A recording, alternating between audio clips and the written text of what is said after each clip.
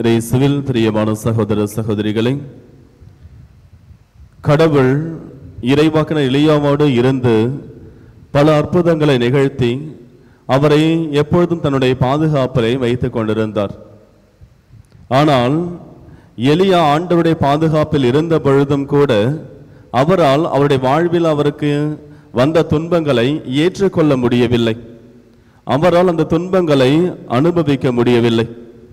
அந்த துன்பங்களின் காரணமாக அவர் அந்த நாட்டிலிருந்து தப்பித்து ஓடுகின்ற பொழுதெல்லாம் அவருடைய உள்ளத்திலே பல எண்ணங்கள்.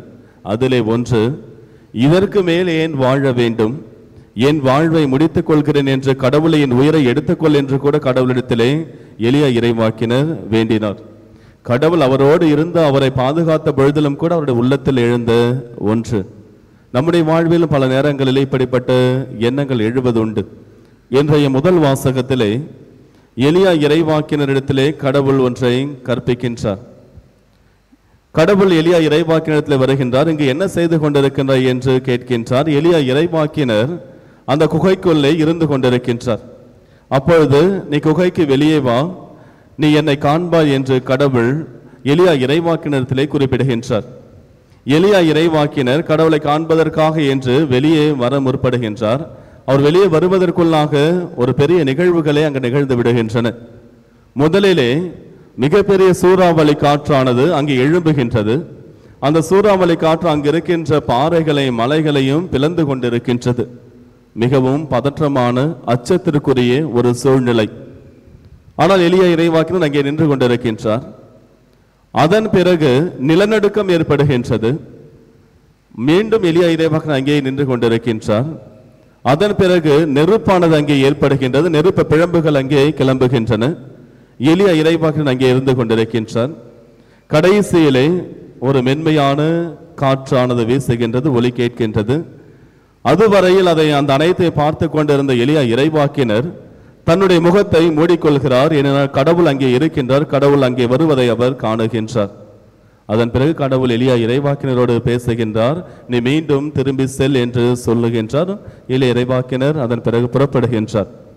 இயேசுவில் பிரியமான சகோதர சகோதரிகளே, நம்முடைய வாழ்க்கையிலே நாம் கடவுளை உணர்வதற்கு முன்பாக, கடவுளை காண்பதற்கு முன்பாக நம்முடைய வாழ்க்கையிலும் பல இன்னல்கள் வந்து கொண்டுதான் இருக்கும்.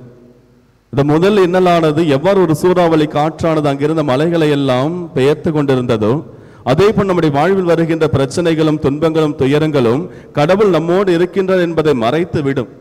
கடவுள் அங்கே இருந்து கொண்டிருந்தாலும் கூட எலியா இறைவாக்கினரால் அவரை காண முடியவில்லை. காரணம், அங்கு ஏற்பட்ட அந்த சூறாவளி காற்று, அதன் பிறகு அங்கு ஏற்பட்ட அந்த நிலநடுக்கம், அதன் பிறகு ஏற்பட்ட அந்த தீப்பிழம்பு என அனைத்துமே அவருடைய வாழ்க்கையை சுற்றி மூடிக்கொண்டிருந்ததால் இறைவனை முழுவதுமாக காண முடியவில்லை.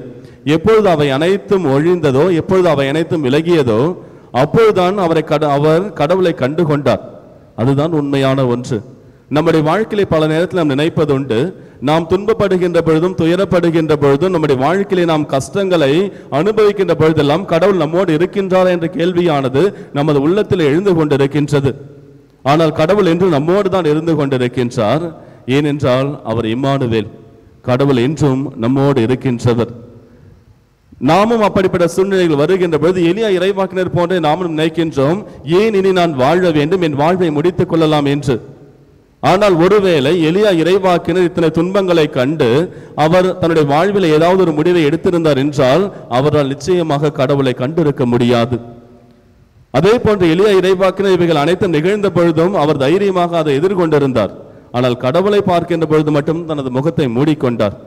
நம்முடைய வாழ்வில் நமக்கு வருகின்ற எல்லா பிரச்சனைகளையும் நாம் கடவுளோடு இருந்து கொண்டு நாம் அதை எதிர்கொள்ள முற்பட வேண்டும்.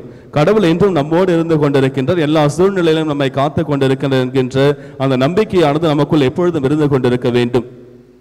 திருப்பாடல் 121 ஆண்டவர் கூறுகின்றார், 4வது வசனம் 7வது 8வது வசனங்களில் குறிப்பிடுகின்றார், இஸ்ராயேலை காக்கின்ற கடவுள் கண் அயர்வதும் இல்லை, உறங்குவதும் இல்லை. எல்லா தீமைகளினின்றும் உங்களை காத்திடுவார். நீங்கள் வெளியே போகின்ற பொழுதும் உள்ளே வருகின்ற பொழுதும் கடவுள் உங்களை என்றும் காத்து கொண்டிருக்கின்றார் என்ற வசனங்கள் நம் ஒவ்வொருவருக்கும் இன்று நம்பிக்கைக்குரியதாக இருக்கின்றது.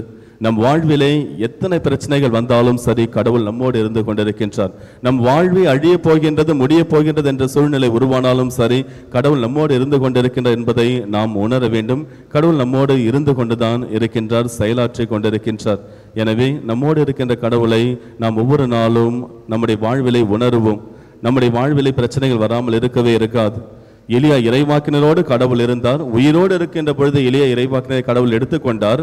இருந்தாலும் அவருடைய வாழ்விலே அவர் பெற்ற துன்பங்கள் ஏராளம். ஆனால் அனைத்து நேரத்திலும் கடவுள் அவரோடு உடன் இருந்தார். இன்று நம்மோடும் உடன் இருக்கிறார். ஆமீன்.